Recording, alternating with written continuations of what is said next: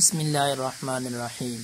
النوع التاسع، نویں قسم۔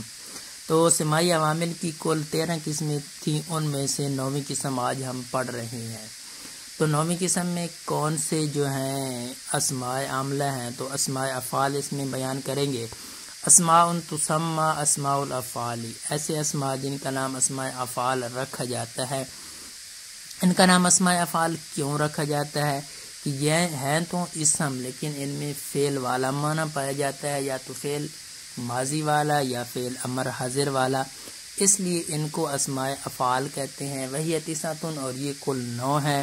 ستۃ منها موضوعۃ للامر الحاضر، تو 6 ان میں سے جو ہیں وہ امر حاضر کے لیے وضع کیے گئے ہیں، یعنی ان میں سے جو 6 ہیں وہ امر حاضر کا معنی دیں گے۔ وتنصب الاسم علی المفعولیۃ، اور اسم کو نصب دیتے ہیں مفعول ہونے کی وجہ سے، یعنی اسماء افعال کے آگے جو اسم آئے گا وہ ان کا مفعول بنے گا اور وہ منصوب ہوگا۔ احدها، ان 6 میں سے پہلا جو ہے رویدہ ہے۔ فإنه موضوع لأمهل، ان میں سے پہلا رویدہ ہے۔ رویدہ کا معنی ہوتا ہے مہلت دینا، تو فإنه موضوع لأمهل، تو یہ وضع کیے گئے امہل کے معنی کے لیے، یعنی امہل کا معنی بھی مہلت دینا۔ مثل رویدہ زیدن، اس کی مثال جیسے تو زید کو مہلت دے۔ ای امہل زیدن، یعنی تو زید کو مہلت دے۔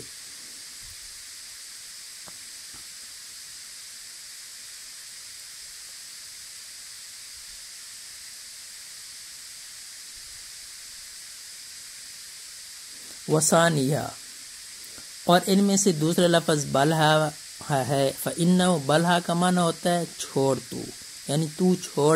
فإنه موضوع لدا، پس یہ دا کے معنی کے لیے وضع کیا گیا ہے۔ مثل بلہا زیدن، اس کی مثال جیسے تو چھوڑ زید کو۔ ایدا زیدن، یعنی تو زید کو چھوڑ۔ وثالثھا، اور ان میں سے ان 6 اسماء افعال میں سے جو امر حاضر کے معنی کے لیے وضع کیے گئے، ان میں سے تیسرا دون کا ہے۔ دون کا معنی ہوتا ہے جی پکڑ تو۔ فإنه موضوع لخذ، پس بے شک یہ خذ کے معنی کے لیے وضع کیا گیا ہے۔ مثلو، اس کی مثال جیسے دون کا زیدن، اس کی مثال جیسے دون کا زیدن، یعنی پکڑ تو زید کو۔ ای خذ زیدن، یعنی تو پکڑ زید کو۔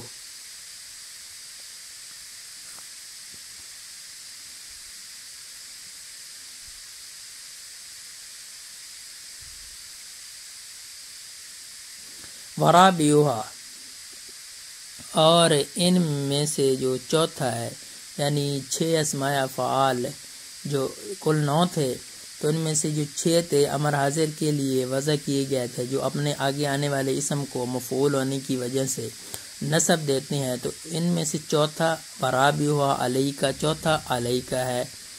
فإنه موضوع لألزم، بس بے شک یہ الزم کے معنی کے لیے وضع کیا گیا ہے۔ الزم کا معنی ہوتا ہے جی لازم پکڑ تو۔ مثل علیہ کا زیدن، اس کی مثال جیسے علیہ کا زیدن، تو لازم پکڑ زید کو۔ ای الزم زیدن، یعنی تو لازم پکڑ زید کو۔ تو یہ ٹوٹل 9 اسماء افعال تھے، ان میں سے یہ 6 فعل امر حاضر کے لیے وضع کیے گئے، ان میں سے 4 ہو گئے۔ وخامسھا، اور 5واں حیال ہے۔ حیال کا معنی ہوتا ہے جی تو لا، یعنی تو لا تو۔ فإنه موضوع لإیتی، بس بے شک یہ ایتی کے معنی کے لیے وضع کیا گیا ہے۔ مثل حیّھا للصلاۃ، اس کی مثال جیسے حیّھا للصلاۃ، یعنی تو آ نماز کی طرف۔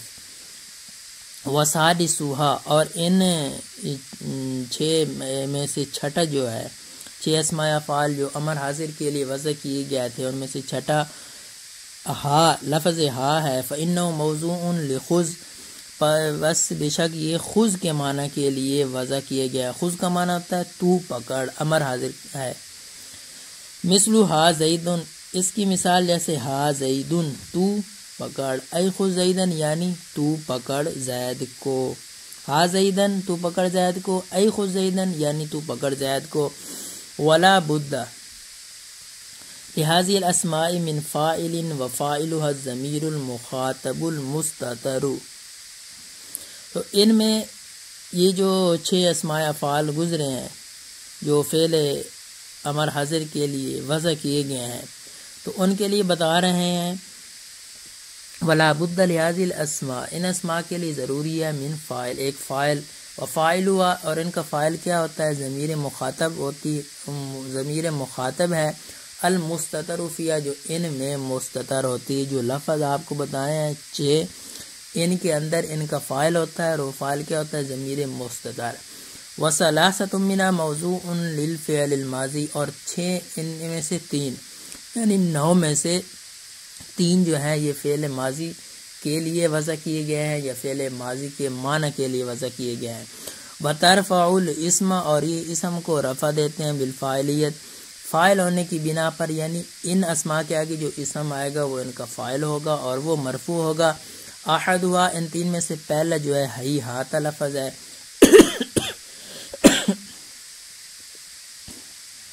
ہیہات کا معنی ہوتا ہے دور ہو گیا، مثل ہیہات زیدن، اس کی مثال جیسے زید دور ہو گیا، ای بعود زیدن یعنی زید صاحب جو ہیں وہ دور ہو گئے۔ وثانیہا سرعانا، اور ان 3 میں سے جو دوسرا لفظ ہے سرعانا ہے۔ سرعان کا معنی ہوتا ہے جی جلدی کی، تو اس کی مثال جیسے مثل سرعانا، اس کی مثال جیسے سرعانا زیدن یعنی زید دور ہوا، ای سرعا زیدن یعنی زید دور ہوا۔ وثالثا، اور ان 3 میں سے جو اسماء افعال فعل ماضی کے معنی کے لیے وضع کیے گئے تھے ثالثها شطانہ، ان میں سے جو تیسرا ہے وہ شطانہ ہے۔ مثل شطانہ زیدن، اس کی مثال جیسے شطانہ زیدن، شطان کا معنی ہوتا ہے دور ہوا، شطانہ زیدن و عمر یعنی زید اور عمر جدا ہوئے، ای افترق زیدن و عمر یعنی زید اور عمر جدا ہو گئے، دونوں میں جدائی پڑ گئی۔ عزیز طلباء، امید کرتا ہوں کہ آپ کو سبق سمجھ آ رہے ہوں گے۔ اگر آپ کو سمجھ نہیں آ رہا ہے، آپ کہتے ہیں کسی اور طریقے سے سمجھائیں، تو وہ کمنٹ میں پلیز ضرور بتائیں تاکہ آپ تک جو اسباق ہیں وہ بہتر سے بہتر انداز میں پہنچیں۔